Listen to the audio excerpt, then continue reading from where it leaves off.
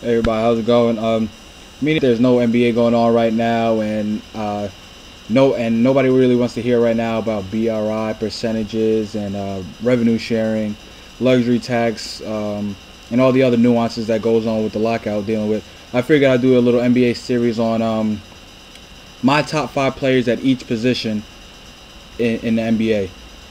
ESPN came out with their top 500 players. LeBron was number 1, Dwight Howard's 2, and I think Dwayne Wade was 3, and it goes on down the line with there. So I decided to make my own top 5 each position. It's not top 5 players in the league as the ESPN is, but it's at each position. Today I'll start off with the point guards. Number 1 to me, the number 1 point guard in the league, it has and always will be Chris Paul, in my opinion.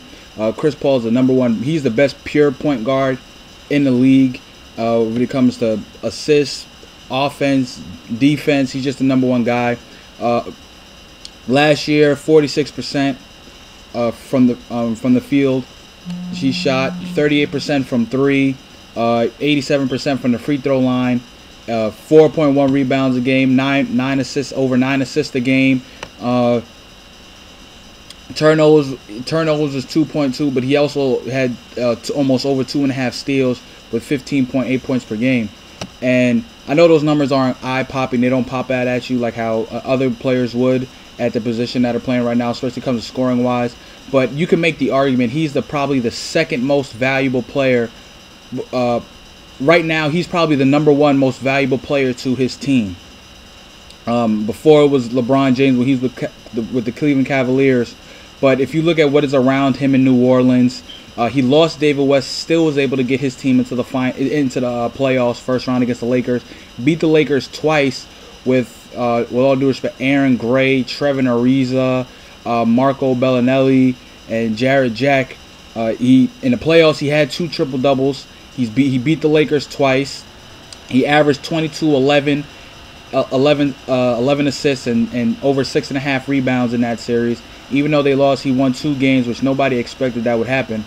So in my opinion, I just think from just overall things of his numbers over the years, averaging over 18 points and 9.9 assists throughout his career.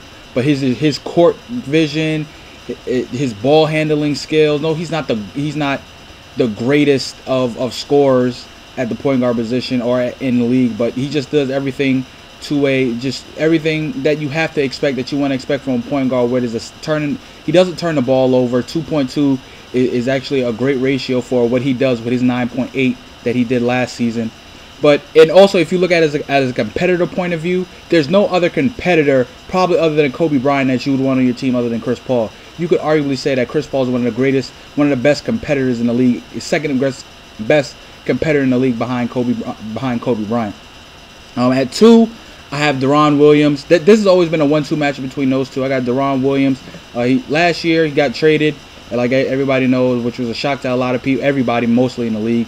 43. He shot 33% from 3, 43% from the field, averaged 20 points over and 10.3 rebounds. He didn't get to the playoffs last year, but I think that, everybody says that he's the better point guard, but I think he doesn't defend the ball as well as Chris Paul, even though he's a better probably shooter and scorer, and he's bigger than Chris Paul. But I think when what it comes down to, everybody says you need defense, and I think just Chris Paul's over Deron Williams. But Deron Williams is great in his own right, one of the best scorers that we have, like at the point guard position. One of the best playmakers as well. He's had a couple of games where he's had 20 assists with the Nets. He has Brook Lopez. That's a good 1-2 combination for them right there when it comes to the pick and roll. And just like I said with Chris Paul, he has the same attributes and abilities as Chris Paul. I just think that Chris Paul is a notch above him. It's just a notch above Deron Williams. I think Chris Paul means more to his team than Deron Williams. That's another key factor that I took in it. And Chris Paul was able to, with the team that he has always had assembled around him, he's gotten that team to a Western Conference Finals when Deron Williams has had guys like AK-47, and he's had Carlos Boozer, and probably the greatest coach in basketball history, in Jerry Sloan. Moving on to 3, this was a close race. I'm gonna go number 3. It's gonna be Rajon Rondo. Now everybody's gonna say, "What, Rajon Rondo over Derrick Rose? Derrick Rose?" I say yes, that because he's shooting. Everybody doesn't say he's not a great shooter, but he has a 47% field goal percentage. He shoots 23% from the 3-point range, which is not great. 4.4 rebounds he averaged last season. 11.2 assists. He's probably the best defending point guard, or one of the top defensive players in the league as well. And he did average a season career high 3.4 turnovers a game, and he scored about 10 points a game, over 10.5 points a game. Now everybody says what makes him better than Derrick Rose. In my opinion, I think that his point guard skills alone is better than Derrick Rose. His ball handling ability, his court vision, he makes the players around him better, and he has that championship ring. Everybody wants to bring up the championships. Well, Rondo has a championship ring. Well, you could say, well, at least had Kevin Garnett, Ray Allen, probably the greatest 3-point shooter, and Paul Pierce. But you could also make the argument, without Rajon Rondo, those three would probably never have a ring, because he's the guy that gives each of them the ball. He sets up each and every one of them, probably except for Paul Pierce, because Paul Pierce could score on his own. But you can arguably say that he sets up Ray Allen for threes, the way he could penetrate and dish it out, and the pick and roll ability and the chemistry that he has with Kevin Garnett. And like I said, if it wasn't for him, they probably might not even have a championship ring. And if he was actually healthy, you saw when he's actually healthy that they could have took the Miami Heat and probably beat them in that series due to the fact that he wasn't healthy. But like I said, I think I like Rajon Rondo a little bit more with just the championship factor. And he's the number 3 point guard in the league, in my opinion. Moving on to number 4, you have Derrick Rose, the MVP last year. Had a great year. Shot 44% from the field, 33% from 3, 7.7 assists, over 4 rebounds, 1 steal, and the turnovers was 3.4, but he averaged 25 points a game this year. Like I said, like the one thing that really hurts me about Derrick Rose is he doesn't really make the players around him better. He kind of he's a miniature LeBron, as I would think of, but he doesn't make the players around him better like LeBron is. He's not a pass first guy. He's more of a score for it. He brings that Allen Iverson mentality to the game, where he doesn't make people around him better, but the people that are around, if he has people that are around him that are better, it makes it easier for him. And you saw, like, when he started getting when he got guarded against LeBron, you could have saw his numbers shrink down a little bit, and he really didn't have that. He doesn't have that court vision, in my opinion, right now, as Rajon or Steve Nash or Chris Paul or Darren Williams has right now. But he has the scoring ability. He's unstoppable when it comes to driving the lane. He's one of the best, and him making that 3-point shot a little bit better is going to help him. He did have a great playoff. He had a really great playoff until the conference finals. He did average 27 points, 4 rebounds, 7 assists. But I just think he's number 4 right now, and I think that's why I just have Rajon Rondo ahead of him, just because of the fact that he can make his players around him better, and he has that championship, and Rajon has that championship around him. 5 and the last number 5. It was a tie between Russell Westbrook and Steve Nash. Now everybody's saying Steve Nash. Yes, Steve Nash. I just do what he's done over his career throughout. I just had to give him that respect, in my opinion. This year they didn't make the playoffs. He had career lows, especially with scoring, because he lost to Amar'e Stoudemire. But he had 49. He averaged 49% from the field, 39% from behind the arc, 11.4 assists, and he also had a high, I think, in turnovers, which was 3.5.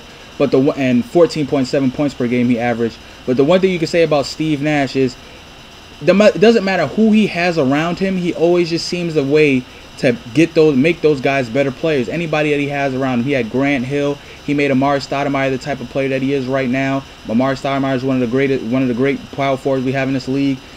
He's got Jared Dudley around him, and he finds a way to make those guys better. No, they weren't a great team, but he just makes those guys better.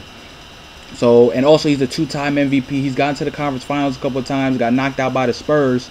But you could argue, say that he should have a ring as well. But if he didn't have a ring, if he had a ring, I would put him ahead of probably Rondo and Rose. But right now he's 5, tied with Russell Westbrook. Russell Westbrook, his numbers are actually better when it comes to rebounding and assists. He doesn't turn the ball. He turns the ball over more. but he's in the same mold as Derrick Rose. They're scorers. They're really learning the point guard position right now. They're really scorers. I think Russell Westbrook is kind of what Derrick Rose was last year, and I think he could take that step if he develops that shot a little bit more and his shot selection gets better.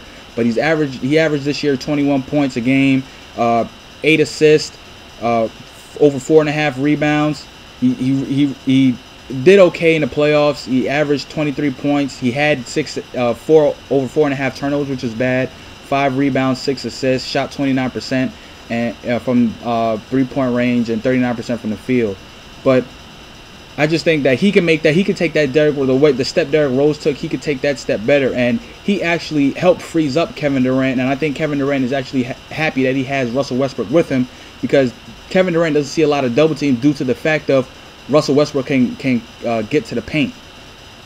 But those are my top 5 right now. And the one person you guys got to watch out for, who I actually think in 2 or 3 years will probably be the best point guard in the league, will be John Wall. John Wall is, to me, he was what Derrick Rose is. He couldn't shoot, but he can get to the basket. But I think his point guard abilities are better than Derrick Rose.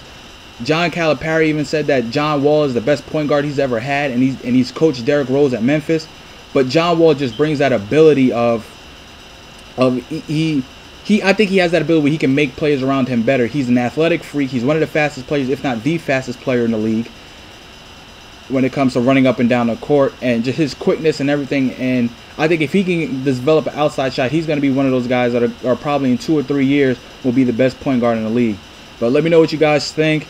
Like I said, my top 5 is Chris Paul, Deron Williams, Rajon Rondo, Derrick Rose, and a tie with Steve Nash and Russell Westbrook for 5. And John Wall is a guy who I think could be in the top point guard in the league in 2 or 3 years. Subscribe to the top of the page. Let me know who your top 5 is. Do you agree? Do you disagree with what I have to say? But I'll definitely be coming out with a couple more of these, especially shooting guards, small forward, power forward, and the centers. If you are interested in what's going on with the lockout, I have a video down as well talking about the lockout and what the players and owners want. But thanks for watching. Let me know what you guys think, and talk to you guys later.